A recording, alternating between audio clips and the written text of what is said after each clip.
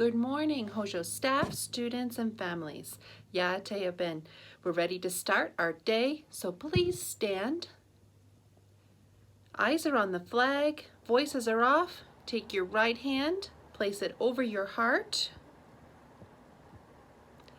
I pledge allegiance to the flag of the United States of America and to the republic for which it stands, one nation, under God, indivisible, with liberty and justice for all. We, the people of the United States, in order to form a more perfect union, establish justice, ensure domestic tranquility, provide for the common defense, promote the general welfare, and secure the blessings of liberty to ourselves and our posterity, do ordain and establish this Constitution for the United States of America. Good morning, everyone. Today is Friday, October 9th, and I just realized my phone's not unplugged, so I'm going to unplug it because it will surely ring in the middle of our conversation. Okay, so today, like I said, is the 9th. We do not have school on Monday, so there'll be no announcements Monday, no school Monday, but we will have school on Tuesday. This year's calendar is hard to figure out. When you look at the calendar, it was set for when we thought we would have days off, different days off than we do, because now we're remote and technically every Wednesday there's no school for students in school, but there is school for students online. But then if you don't do your work during the week, you still have Saturday and Sunday to do the work, so there could be school on Saturday and Sunday. So the calendar is a little tricky, but we do have the holidays off, and I will send out a calendar to families as long as you understand that it's the holidays that are off, but any teacher in service and things like that are a little different. We had to submit a calendar to the state showing the number of instructional days that we would have, but it doesn't make sense for us to have a teacher in service day if we have every Wednesday as a teacher in service day technically. So anyway, I'll send out that calendar. There is no school on Monday. The next days off are Veterans Day in November, and also the week of Thanksgiving is off, and then we have the 2 weeks in December into January off. Okay, friends, let's listen to some music. Tell me what we're listening to here.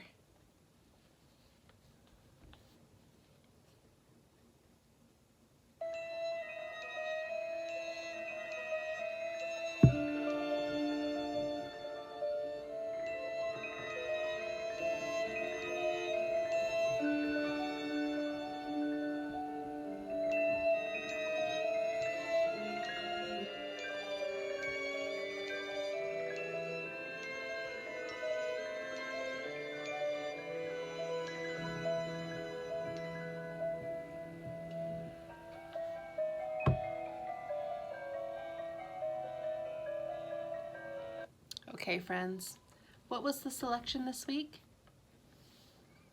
Camille Saint-Saëns is the composer, and it is Carnival of the Animals, the Aquarium, right? And so we don't forget, what are we listening to? Hope we don't get a commercial.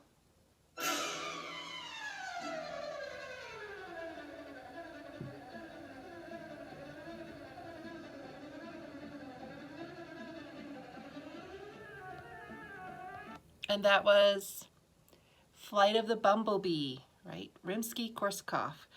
How about this one? Hope we don't get a commercial.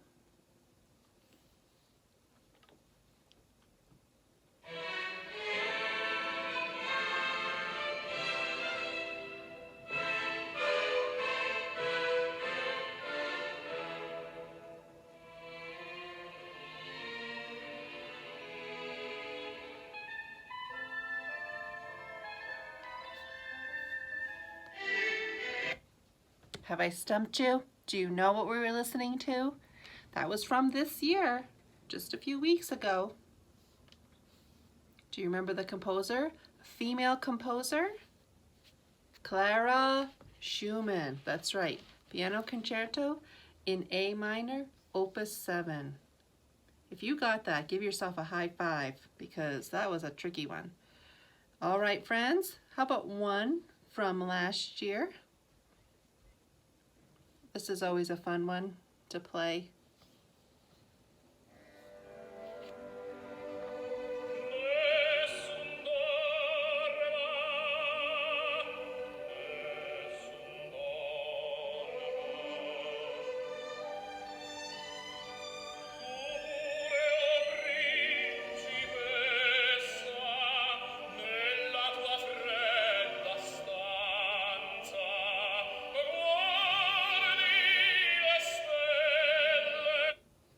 How about that, friends?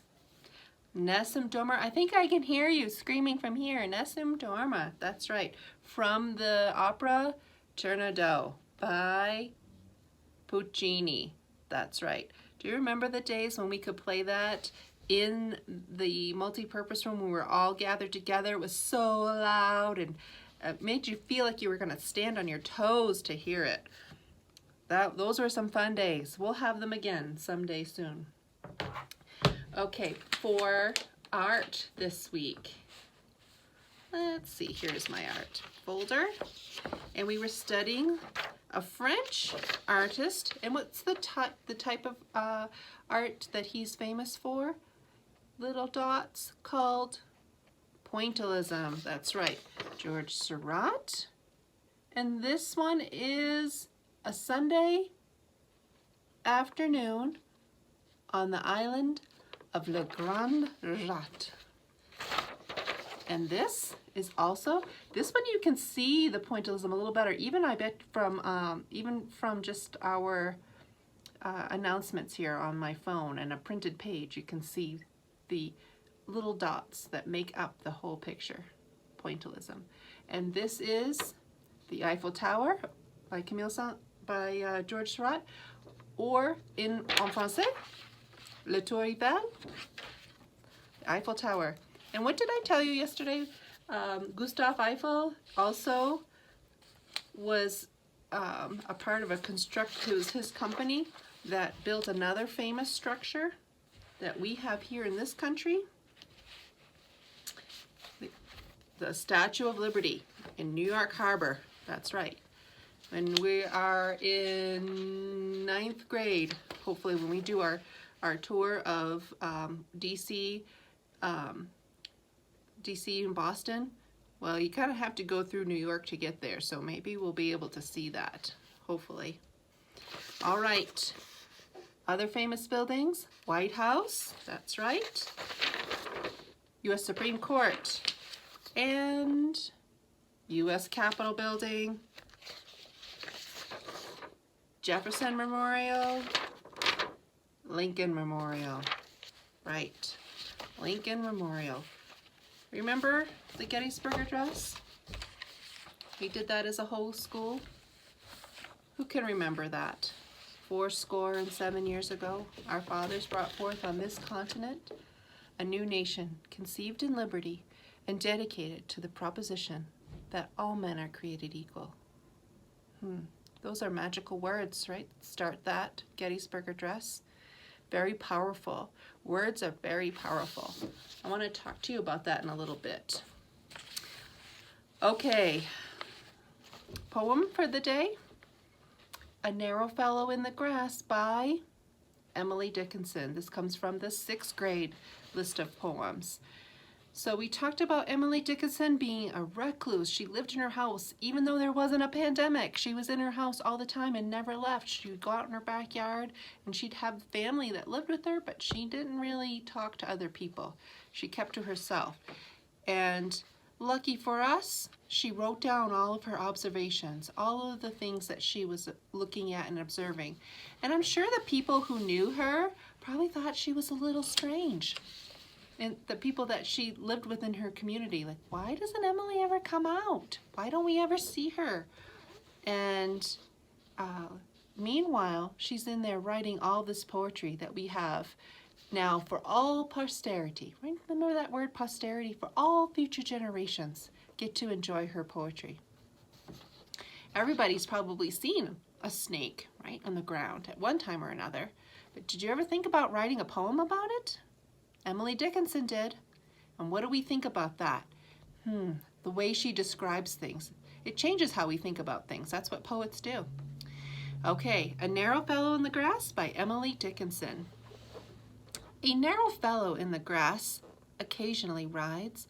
You may have met him, did you not? His notice instant is. The grass divides as with a comb. A spotted shaft is seen, and then closes at your feet and opens further on. He likes a boggy acre, a floor too cool for corn. But when a boy in barefoot I more than once at noon have passed, I thought a whiplash, unbraiding in the sun. When stooping to secure it, it wrinkled and was gone. Several of nature's people I know, and they know me. I feel for them a transport of cordiality, but never met this fellow, attended or alone, without a tighter breathing, and 0 at the bone. Snakes.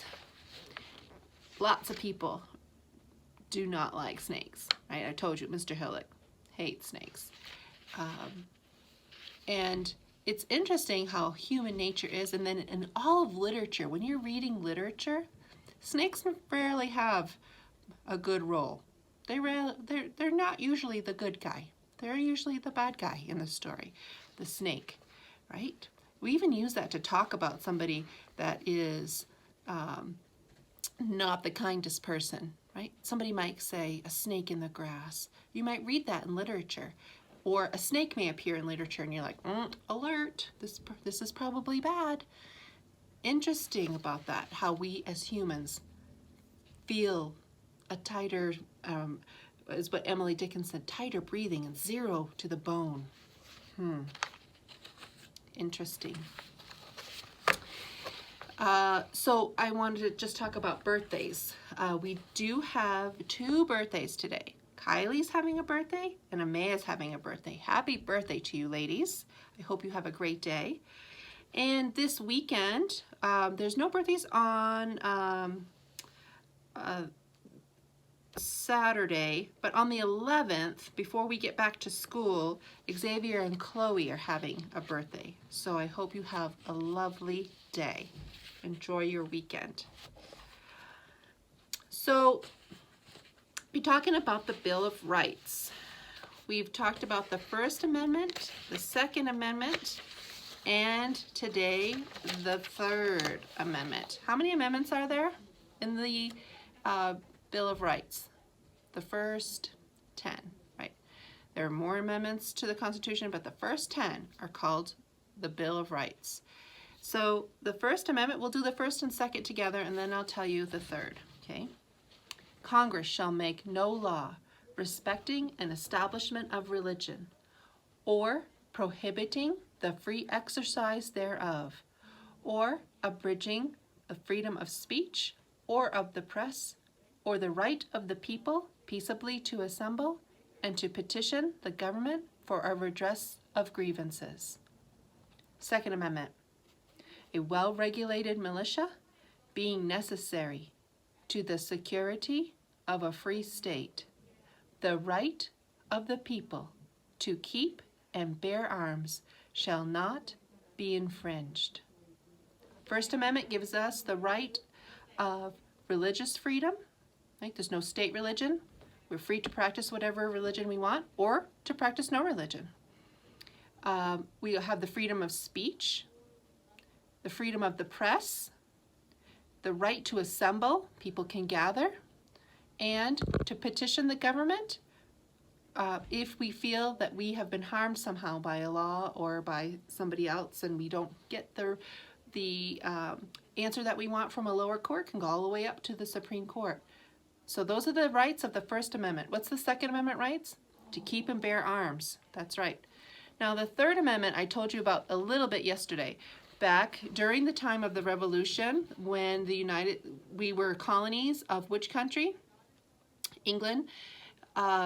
When we were still colonies, and England was trying to keep us a colony, and the people who lived in the colonies were trying to not be part of England anymore, and we had our Declaration of Independence. Would you believe the English soldiers who came to the United States actually lived in the homes of people who were colonists? And so can you imagine that they would just come into the house and say, we're staying here? And the people had to either leave or they had to stay there, but maybe they had to go sleep on the floor and somebody else could come in, the soldier could come in and live there. And so this was a big deal, and it happened a lot. And back in the time of the American Revolution, happens less now, but was still happening all the way through World War II. For when it happened in France, and it happened in the Channel Islands of England, and probably many other countries in the world during World War II. But we have a law that says that. So it's the Third Amendment that says that soldiers cannot be, we American citizens do not have to house soldiers in their homes and feed them unless we give consent. So you can give consent and let a soldier live there, but you do not have to let a soldier live in your house in a time of war or in a time of peace. And then in a time of war, if need be, there may be some laws that will be passed, but right now, no one can be quartered. A soldier cannot be quartered in a person's house without their permission. So that's the Third Amendment. So I'm going to say it, and then I want you to repeat it. Third Amendment. No soldier shall in time of peace be quartered in any house without the consent of the owner, nor in time of war, but in a manner to be prescribed by law. One more time.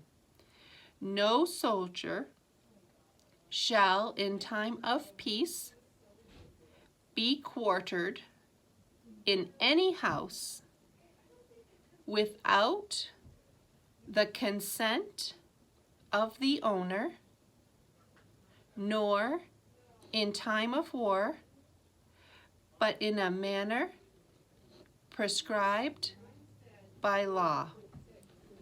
All right, friends, we'll continue to work on that. I told you about the words in the Gettysburg Address. Remember we memorized those 70 years ago? Our fathers brought forth on this continent a new nation, conceived in liberty and dedicated to the proposition that all men are created equal. And we talked about that. That was Lincoln giving that address at Gettysburg, and he used such great language that we've held on to that speech for all of these years. And we still hear those magical words. The other piece that we listened to was when in the Declaration of Independence, when in the course of human events it becomes necessary for one people to dissolve the political bands which have connected them with another, and to assume among the powers of the earth the separate and equal station to which the laws of nature and of nature's God entitle them. Those are some magical words that we have learned, and they have stayed with us for hundreds of years and will stay with us for all posterity, because those words are powerful words. Poetry has powerful words. Our speeches that we've learned, our nation's documents have powerful words. And I want to encourage you, and I'm speaking now, I'm going to tell our middle school students, when you are writing to your teacher or when you are submitting some work, I would like for you to think about how words are powerful and how they reflect us and how they show other people what we think and what we know. Words, because they have power, we are careful about the ones we choose. So middle school students, when you are writing to your teacher, I want you to think about these words, and I want you to stop and think about, when you're writing to your teacher, how do I write this thing that I need to communicate in a way that sounds respectful and sounds that I care about the words that I use. I saw a couple of emails to teachers, and they actually said something like, so, yeah. So, yeah was something that somebody wrote to a teacher. And from what I hear, that's not uncommon. Yeah are not even words. When you are writing to your teacher, you should write in a way that shows that you care and have respect for yourself and for your teacher. And so you would write, Dear Miss, if you were writing to me, Dear Mrs. Hillock, I have a question. And then you would state your question in a full sentence. Okay? I think that I can expect that from our middle school students. 5th, 6th, 7th grade. If you need to write to your teacher, you write respectfully using words in a full sentence. No more, friends. Middle school teachers, I need you to tell me if students are not writing in full sentences and not using respectful language. Not that the words that you're using are necessarily disrespectful in themselves, but if you're not writing and communicating in a respectful manner, then that needs to change. So we are not going to write things like so, yeah, not words. You're going to write, I have a question. This is my question. And you're going to write a full sentence and let your teacher know that you respect them, you respect yourself. Parents, I could use your help with this. If your child is communicating, it does not have to sound like the Gettysburg Address. It does not have to sound like the Declaration of Independence, but we can strive to be better than so, yeah. Let's work on that, friends. No more. No more. Okay. Like I said, no school Monday. So let's say our student pledge together. I will do the good. I will learn the true. And I will love the beautiful. And I hope you have a great day and a great weekend.